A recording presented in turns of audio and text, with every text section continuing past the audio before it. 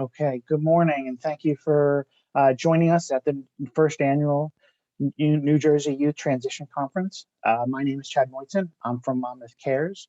I'm the host for this session, which is our parent advocate keynote speaker with Julia Barugel. A couple of housekeeping items real quick before we get started. A recording of these presentations will be available within the next few days on our website at www.newjerseyyouth.transition.life. And in this format, everybody is muted by default, other than the panelists today. This session is also being closed captioned. In order to activate the closed caption feature, please click on the live transcript button on the bottom of your screen window and click show subtitle. If you do need technology support at any point during the conference, you can access our live tech support Zoom room sponsored by Richard West ATAC. The Zoom room link is available on our website on the conference agenda page. Please be patient, as there may be many people seeking help at the same time. If you are having technology difficulties now, please first check your sound and try signing out and signing back into the session before visiting the technology support Zoom room. Oftentimes this fixes the issue. We will be ending this session promptly at 10 o'clock so that we can begin our other webinars for the day. And with that, I'll hand over the session to Julia Barugel. Oh, you're muted, Julia. See, I'm very nervous because I started by being muted. So I'll start again and say good morning. My name is Julia Barugel, and I'm a parent, leader, and family advocate. And I'm very grateful for this opportunity to talk to you today. I'm also very grateful. I don't know if you were on to listen to Commissioner Christine Norbert-Bayer's opening remarks, but I was very grateful for her emphasis on family voice. And so I'd like to begin by just telling you a bit about myself. First and foremost, I am a stepmom. I've had the privilege of raising my two sons with my husband for many years. Our younger son was born with a medical issue called biliary atresia. This led him to need to have a liver transplant when he was just 7 months old, and another transplant when he was 7 years old. Along the way, he experienced multiple other surgeries and procedures, X-rays, MRIs, and transfusions. He spent the majority of his first 7 years of life in a hospital. This extensive medical trauma contributed to his significant and serious mental health and cognitive disabilities. This sounds so dry. So, of course, our experiences have been so much bigger and more difficult than these basic facts. Along the way, we slept in hospitals and stayed at Ronald McDonald House. We cried and screamed, sometimes at each other. We drove many miles back and forth to hospitals and dented our cars more than once. I don't need to tell you that having a child, let alone a child with challenges, is never easy. Our struggle to understand his diagnoses and to find solutions led me to seek my own education, which led me in turn to volunteering and ultimately to advocacy. For years, I investigated services and supports desperate to make him well. And the most stark and painful realization that I've had along the way is that I cannot fix my child. But I also realized over time, they had the opportunity to take the experience, my experiences, and share what I've learned, and that they might be helpful to other families. For me, the experience has been very humbling and empowering, being able to share and help other families. So I keep going. Yesterday, a colleague and mentor who was there at the start of my journey saw that I was presenting today and sent a note to me saying that she was excited to see that I'm still in the fray. I want to acknowledge that you are most likely in the fray as well. You have most certainly been your child's best advocate, and that you have learned a great deal along the way. I hope that something I share today may reinforce and perhaps enhance your own advocacy goals. Today, I'm going to talk to you about being an advocate for your child's needs and the tools that you can add to your own toolbox. The most effective tool that we have as advocates are the stories that we have to tell, our own experiences. Learning how to effectively tell our stories can be the most important tool we have. The story and your story is the one thing that no one else will bring to the table but you. So when you have the opportunity to share your story, be clear on what you want to convey. Know your audience. Is it a school meeting or a discussion with a doctor, or maybe a child and family team meeting? Not everything you want to share will always be relevant in any particular given conversation. So choose your moments. There may be times when you become emotional. That's okay. You're sharing a very personal part of yourself, so it's understandable. Just do your best. Be concise. You may want to jot down your thoughts to help you stay on topic. Focus on your immediate goals. What is it that you want to communicate? What do you need for your child? I'll admit that at times I've broken down sobbing, and it has not been a pretty picture. If that happens, let me tell you, stop, breathe, and give others a chance to speak. Our goal is not to evoke pity or sympathy, but rather to reach a specific objective. We want to be sure that we are heard. One of my volunteer activities is as a family advisor at Morgan Stanley Children's Hospital in New York, serving as part of the Family Advisory Council. Again, humbling is the word, to work with so many parents who have had their own poignant stories that they're willing to share. Our primary responsibility at the hospital is to use our stories to influence policy and practices. Each one of us does this with our child at the forefront of our mind.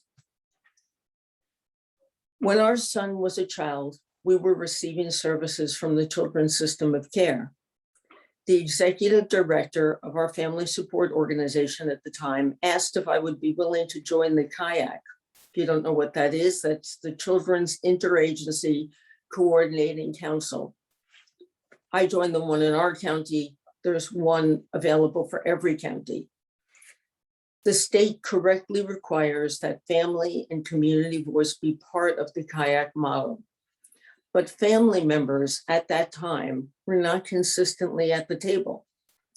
There I was, the first pure family voice in the midst of providers and agencies from all over Monmouth County. At that time, I realized that I had the opportunity, sometimes a bit the sort of awesome opportunity, to represent the family experience by sharing my own experience. I was nervous, and I'm sure that I made many missteps along the way, but I tried to listen and learn the acronyms and to understand what all the different agencies and services provided. Each person that comes to the table has their own expertise. They are doctors, teachers, and child study team members. They may be care managers, ABA therapists, or psychiatrists. But you are also a subject matter expert. You know your child better than anyone else. Our experience as parents has often been to have experts talk to us, but not often with us about what we need to do. In a hospital setting, for example, the medical team made up of doctors, nurses, and interns conducts rounds on each patient. Historically, the rounding team would leave the room, discuss the case, and come back with recommendations. As the model of patient and family-centered care has become a standard practice in hospitals, many hospitals have begun to change the paradigm by including the family in the rounding process and engaging them in formulating the plan, ultimately improving outcomes.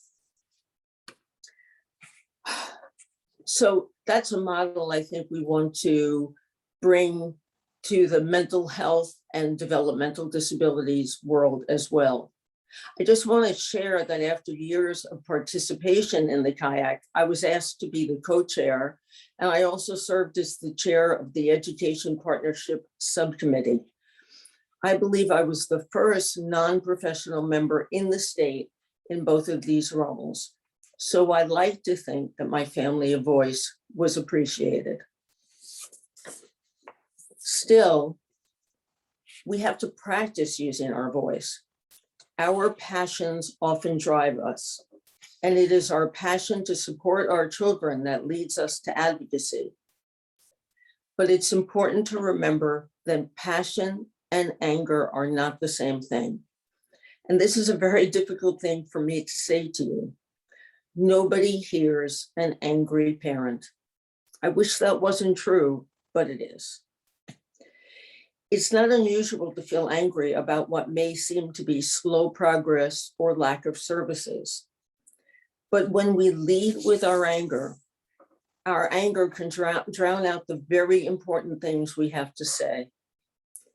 Anger used ineffectively can and will interfere with the story you have to tell. Remember that your negative experiences can be turned into constructive learning opportunities. So don't be afraid to balance your feedback with suggesting opportunities for improvement. This is the core of what advocacy is. Educate yourself. Identify advocates that you may admire and emulate them. Ask advice. It's easier than ever to take advantage of trainings and conferences like this one, since most are being offered virtually right now. Take advantage of peer support and other appropriate resources.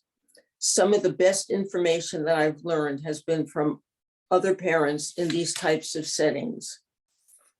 The more you understand about your child's diagnosis, treatments, and services, the better equipped you will be to participate in his or her treatment plan. Our lives can be very stressful, and often we are so wrapped up in our child's needs that we may end up neglecting our own. If you are receiving services through the children's system, you are entitled to a peer support partner through your county's family support organization, your FSO. Again, when we're receiving services in the children's system, a group of people, when we were, I hate reading from this, when we were in the children's system, a group of people came to hold a child family team meeting in our home. The care manager and other services and our entire family was there. And one woman was sitting quietly on the side listening. Finally, I turned to her and I asked, "I'm sorry, I'm not clear on your role. What do you do?" And she said, "Oh, I'm your family support partner. I'm here to support you." We were so overwhelmed with the needs of our son that we had neglected our own needs. And we were so grateful to hear that there was someone in the room that was just there for us.